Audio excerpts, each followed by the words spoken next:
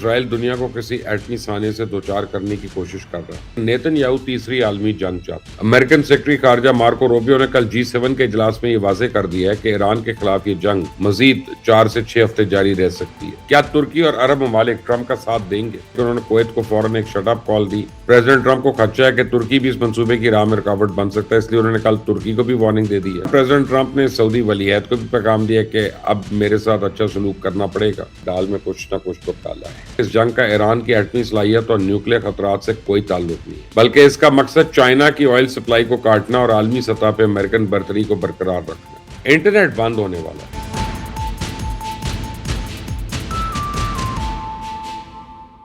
السلام علیکم، آپ دیکھ رہے ہیں مبشر لقمان چینل۔ میرا نام مبشر لقمان ہے اور بڑی امپورٹنٹ خبر ہے۔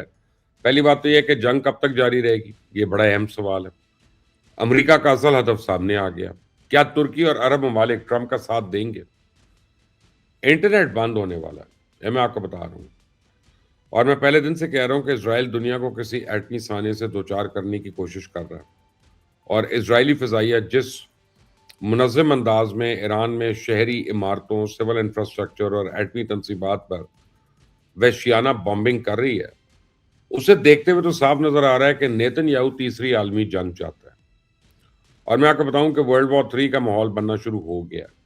آپ دیکھیں ابھی کل ہی پریزیڈنٹ ٹرمپ نے 10 روز تک ایران کے پاور پلانٹس پہ حملے مؤخر کرنے کا اعلان کیا تھا، اور اگلے ہی روز اسرائیل نے ایران کے 3 ایٹمی تنصیبات پہ اندھا دھند فائرنگ کر دی، بمبنگ کر دی، اور اس تازہ ترین حملے میں عراق، خوزستان اور بوشہر ایٹمی پاور پلانٹس کو نشانہ بنایا گیا۔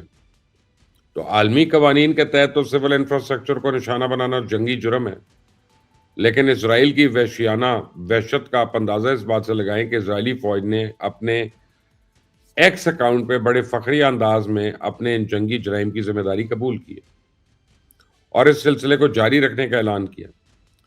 تو اگرچہ ایران اور IAEA نے اس بات کی تصدیق کی ہے کہ ان حملوں کے بعد ریڈیشن کا یا تابکاری کا کوئی خطرہ نہیں دیکھا گیا، لیکن عالمی ایٹمی توانائی ایجنسی نے ایران میں کسی حادثے کا خدشہ ظاہر کر دیا۔ ان کے سیکرٹری جنرل نے اپنے بیان میں اسرائیل اور امریکہ کو ایک بار پھر خبردار کیا ہے کہ وہ ایٹمی پاور پلانٹس پہ حملوں سے باز رہے۔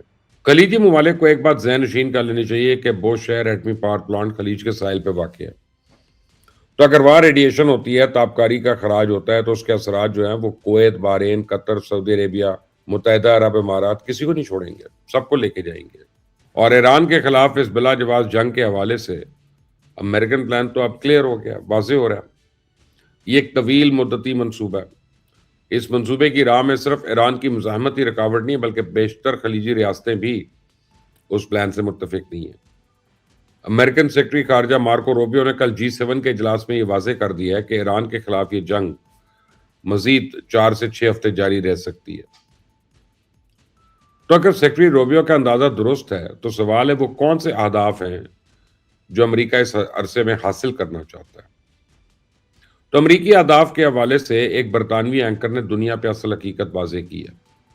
اس اینکر کا دعویٰ ہے کہ اس جنگ کا ایران کی ایٹمی صلاحیت اور نیوکلیئر خطرات سے کوئی تعلق نہیں ہے، بلکہ اس کا مقصد چائنا کی آئل سپلائی کو کاٹنا اور عالمی سطح پہ امریکن برتری کو برقرار رکھنا۔ سنیں ذرا۔ China's big oil backers, right? This is an international play. This is not about Iran. This is not about the regime. It's never about Venezuela's regime. This is about America's superiority over the world. اور by the وے یہ anchor تو اب کہہ رہا ہے، میں تو پہلے دن سے یہ آپ کو یہ بات کہہ رہا ہوں، لیکن اگر اس برطانوی اینکر کے دعوے کو زمینی حقائق کی کسوٹی پہ پرکھیں تو یہ صحیح ہے۔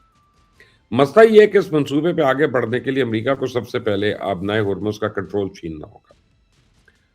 ایرانی مزاحمت نے تو یہ ثابت کر دیا کہ امریکہ جب تک اپنی فوجیں زمین پہ نہیں اتارتا تب تک وہ آبنائے ہرمز کا کنٹرول حاصل نہیں کر سکتا۔ اور پریزیڈنٹ ٹرمپ کے لیے یہ سمندری گزرگاہ جو ہے کس قدر اہم ہے، اس کا اندازہ آپ اس بات سے لگا لیں کہ انہوں نے اس راستے کو آبنائے ٹرمپ کہنا شروع کر دیا۔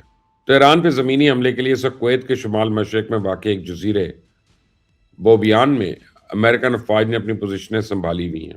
ایران کو پچھلے 3 روز سے ان کی نقل و حرکت نوٹ کر رہا ہے۔ کل پاسداران انقلاب نے اس جزیرے پہ پیشگی حملہ کر دیا، اور یہی نہیں، ایرانی فورسز نے کل سعودی عربیہ میں واقع ایک امریکن اڈے کو بھی نشانہ بنایا، جس میں 13 امریکن فوجیوں کے زخمی ہونے کی اطلاعات ہیں۔ تو میں آپ کو بتاؤں کہ بیشتر خلیجی ریاستیں اس امریکن پلان سے متفق نہیں ہے۔ قطر نے تو سب سے پہلے اعلان کر دیا تھا کہ وہ اس پرائی جنگ کا حصہ نہیں بنے گا۔ سعودی عربیہ اور بحرین نے بھی ابھی تک ایرانی حملوں پہ کوئی جوابی کارروائی نہیں کی، بلکہ ان کا سارا فوکس اپنی فضائی حدود کے تحفظ پہ ہے۔ لیکن کویت نے کھل کر اس امریکن اسٹریٹجی کی مخالفت شروع کر دی ہے۔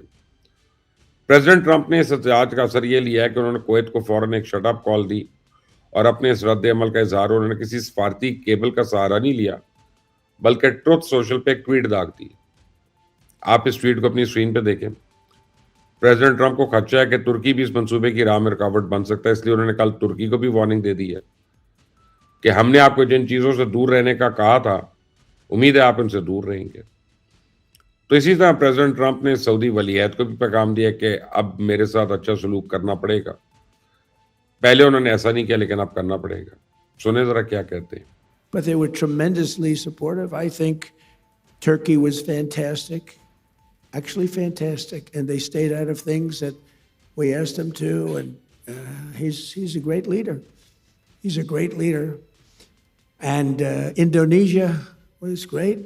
He didn't think he'd be kissing my ass. He really didn't. He thought he'd be just another American president that was a loser, where the country was going downhill. But now he has to be nice to me.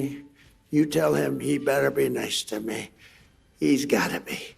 But it was really something. He said, it's amazing, President, because he's a... تو president Trump کی جانب سے اس مرحلے پہ Kuwait, ترکی اور سعودی عربیہ کو ایک ہی دن میں خبردار کرنے کا مطلب یہ ہے کہ دال میں کچھ نہ کچھ تو کالا ہے۔ کچھ تو ہے جس کی مزاحمت جاری ہے، کچھ تو ہے جس کی سب مخالفت کر رہے ہیں، اور اب ایران نے تازہ ترین دھمکی دی ہے اگر امریکہ نے اپنے فوجی اتارے تو وہ ابنائے ہرمز اور بحیرہ احمر میں بچھی انٹرنیٹ کیبلز کاٹ دے گا۔ اور یہ بھی میں اپنے پروگرام میں کئی دن سے آپ کو دکھا رہا ہوں۔ تو عالمی انٹرنیٹ ٹریفک جو ہے وہ سیٹلائٹ کے ذریعے تو سفر کرتی نہیں ہے، بلکہ سمندر میں بچھی کیبل کے ذریعے جاتی ہے۔ یہ سارے بینک ٹرانسفر، آپ کے سٹاکس، آپ کی کلاؤڈ کمپیوٹنگ، یہ ڈیٹا، مالیاتی منڈیاں، دوسری مالیاتی منڈیوں سے جڑنا، یہ نظام ایشیا، یورپ اور مشرق وسطیٰ اور افریقہ کو جوڑنے والے عالمی ڈیجیٹل کامرس کی ریڑھ کی ہڈی ہے۔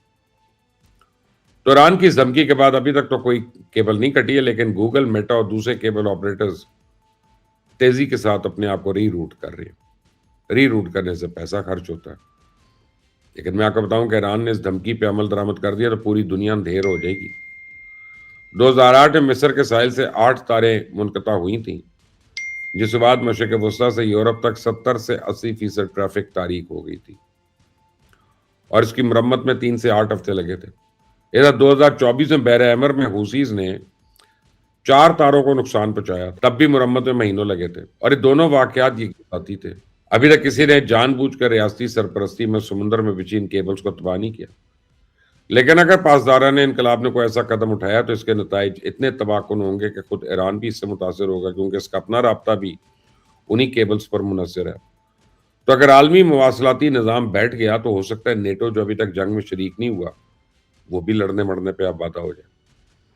ابنائے ہرمز سے دنیا کا 20% تیل، 20% LNG نہیں گزرتی۔ یہ راستہ دنیا کی 1/3 ہیلیم، سیمی کنڈکٹرز، کھاد کی ترسیل کا بھی ضامن ہے۔ تو اگر یہ انٹرنیٹ ٹریفک بند ہو گئی تو پھر ورلڈ وار 3 کا خدشہ حقیقت کا روپ دھارے گا۔ جاتے جاتے ایک بات آپ کو اور بتا دوں، یمن نے اعلان کیا کہ ایران کے خلاف اس جاری جنگ میں اگر کوئی اور ملک کودا تو باب المندب بند کر دیں گے۔ تو کل سے حوثیز نے اسرائیل پہ میزائل داغنے شروع کر دیے ہیں۔ یہ ہے لیٹسٹ خبر ابھی تک کی۔ اس چینل کو دیکھتے رہیں، بیل آئیکن کو پریس کریں، سبسکرائب کریے گا اور کامنٹ سے اپنی رائے ضرور دیجیے گا۔ Until the next time, Allah Hafiz.